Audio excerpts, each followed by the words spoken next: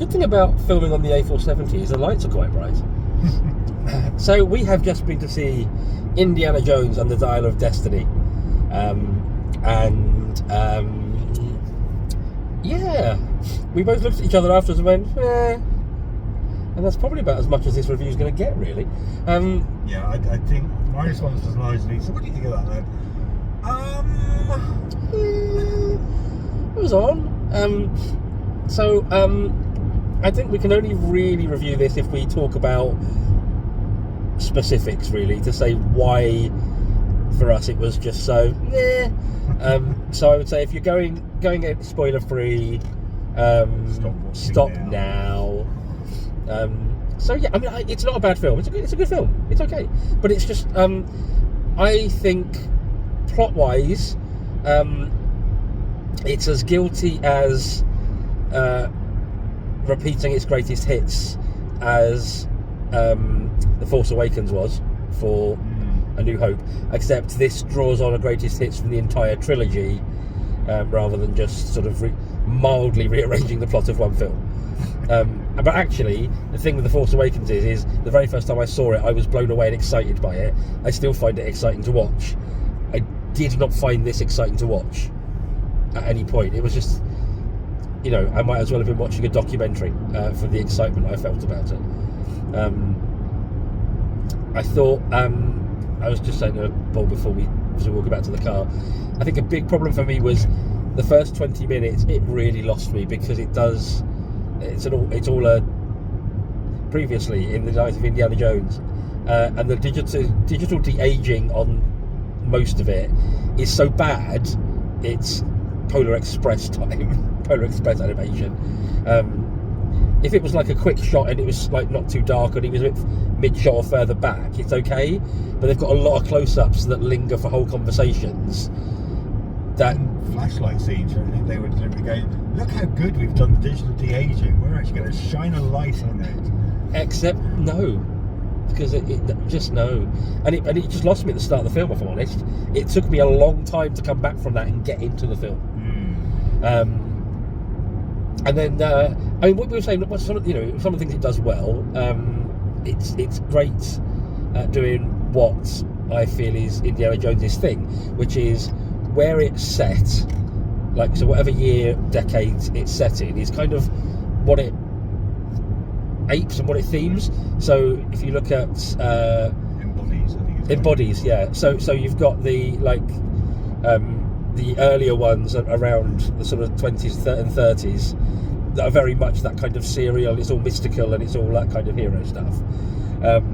Then I know a lot of people moaned about it, but if you look at the setting of Crystal Skull, it's set in the 50s when you've started to get your Roswell shit going on, and you've got your a lot of sci-fi B-movie in outer space kind of concepts, and that's what it did. This is set, I'm going to say late 60s. I noticed Space Oddity was playing in the background, and I really 69, because it was the moon landing, so 69. And so again, 69. Popular things were things like Star Trek, Doctor Who had hit its stride by then, and it deals with time travel. So I think it does that well, because that's what Indiana Jones does. And then, but yeah, just after that, it was like, there was a couple of points Paul turned to me and just quoted CinemaSins at me, and I can totally see why, and I'd agree with that. There were a lot of cliches, like at one point when they go down underwater to look for the other half of the dial, or the map to the dial, or whatever they were looking for at that point.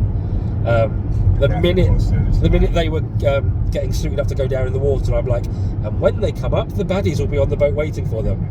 Guess what happens? So for me, it was just, and the fight scenes. There's a lot of fights and chases that just went on a long time.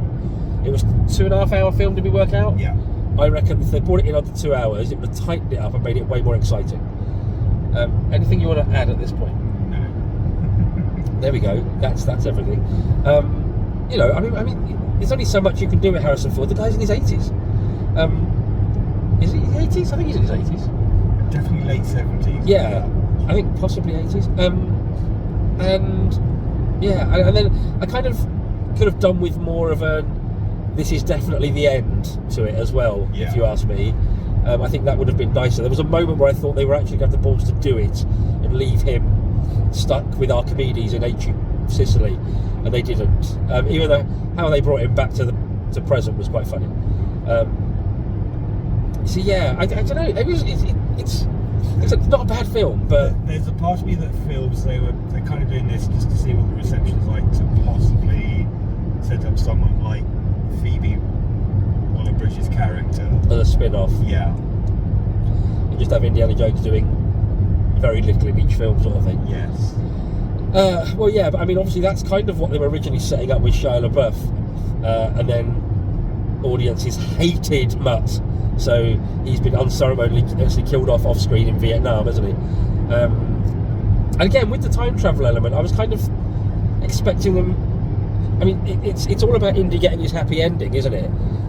And they give it to him in the form of he's an archaeologist who watches the siege of Syracuse with his own eyes for 5 minutes, which I get, but I'm thinking they could have actually given Indy a happy ending. Yes, it would have been a massive reset. Yes, it would have possibly meant that some, if not most, of the films didn't ever happen eventually in the end. But I think for giving the character his happiness, is that such a bad thing? You know, the films are still there for you to go and watch, even if they never actually happened to him. You know, he'd still remember it. It's just that history would change around him or whatever. I don't know. I'm just not quite sure. I'm just not quite sure they got it right. That's all I'll say. And that's probably about it, really. Yeah, pretty much. Big thank you to my mate Chris for sorting the tickets out for us. Hey, thanks, Chris. It was our first time in X Plus, which is quite spectacular. Oh, that was the other thing, yeah. So we don't know if it was simply because we were in X Plus, but ultimately it shouldn't matter, because if films are going to be put in X Plus, they should be capable of dealing with the film. But a lot of the sort of car chases and scenes, the back projection was really, really poor and obvious. And we're going into a whole section with no lights.